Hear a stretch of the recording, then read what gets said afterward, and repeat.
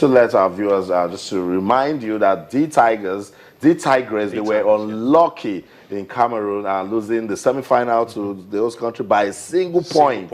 And so they couldn't make it to the final, but they won bronze and then qualified for the Olympic qualifying tournament. So we're wishing the Tigers all the best. The Tigers that game against Cameroon, Helen, the captain, she was here. Oh, she said it was wonderful team.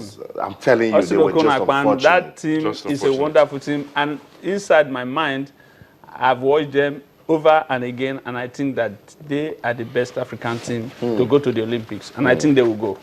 They should go. They should go. Okay, after the course of time, let's just review some of the games.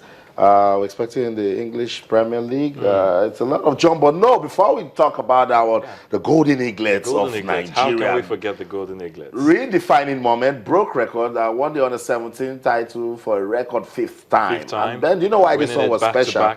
Why this one was special? Because it wasn't on Asian soil. They traveled to Chile to do the magic. Chile, where many people believe it's not a good hunting ground for Nigeria.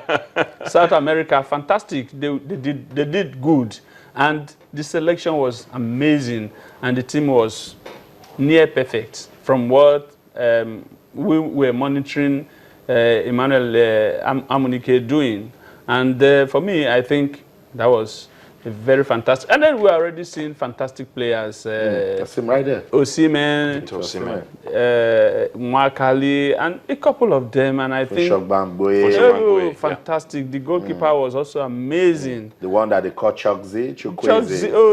I think that it was an amazing team. It is an amazing team. And I think that all we need to do is, like the Nigerian Football Federation is doing, it's not an issues day, as Austin Okonakwan would like to say. I think all the Nigerian Football Federation needs to do is to monitor the movement of these players. That's right. That's right. And maybe bring up programs too that, you know, will keep them busy and ensure that there's continuity. Let them move up to the ranks, maybe on the 20. Bringing up a program, Austin, is a little bit difficult because after the championship, everybody goes back to their homes and to their families, and so it becomes a little bit difficult to monitor them. However, keep a track of them. That's right. All right, that should be that will be a good one to see. Definitely, we'll be talking about the English Premier League before we quickly delve into that, and of course, interesting games will be coming up tomorrow in the English Premier League. Don't forget, Arsenal are joint toppers with Leicester based on a superior goal difference. But what Leicester have achieved so far this season. My word! Someone just easily say they'll beat Bournemouth, but that's the kind of game that they can lose. That's the game they can, because both teams coming from familiar terrain. But let's give it to Claudio Ranieri. Oh my goodness! It's been amazing. It's been amazing since 2004, 2005 when he left England as Chelsea coach. He comes back 10 years later and see what he's doing. I mean, respect him. Yeah, if he didn't get the respect back then, I'm sure he's getting it now. Absolutely. So he can only because get better. Because he went down under to bring them up. I just hope they can stay there, because it's a transfer window, of course, which should be opening around about today or tomorrow. So they need to strengthen. I'm talking about Leicester, even the likes of the big boys, Arsenal, Man United, Chelsea. There's a belief that if you stay in the top 4 during the Christmas season into the new year, we are going to stay there till the end of the season. If that stays, that is the belief. If you look at history, it may just be Leicester playing in the Champions League. This season has defied mystery. It has defied mystery. Because anything can still happen this season. This season, a whole lot of teams are still going to lose along the way. Some of the big teams are still going to lose to some of these so-called small teams.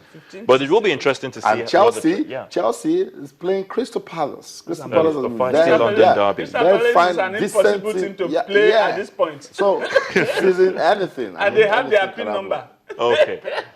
But it should be interesting to see how some of these teams go shopping in the transfer window to see. I'm particularly excited that they will be having these teams going into the transfer window. Let's see how they can push in the second half of the season. Well, so on that note, we have to draw the curtain on the show. Thank you so much for spending time with us, Ben Alai, on the show this new year. Happy New Year to all the fans. I'll be back in the new year. I will sustain Of course, it. we're in the new year. Okay. Yeah. With so much issues to talk about. Hopefully, Loads and loads of 2016 will bring issues. Less issues. Okay, less issues. Okay, all right. But if they're controversial and they're excited to talk about, definitely, why not? Will, obviously. Thank you so much for being a part of this. We'll do this again same time next week, so please keep a date with us. I'm yours truly, Ayotunde Balogun. Okay, that's the show, our first edition for the year 2016, and we promise to keep the momentum going right there. So that's it, 9 p.m. tonight. We'll be back to talk some more sports. But remember, you can keep talking to us on Twitter with channels_sports and on Facebook with channels IFS Sports. That's the show. I'm Austin Okonakman. 2015 gave us reasons to talk sports. In 2016, in everything you do, remember, keep talking sports. Bye for now.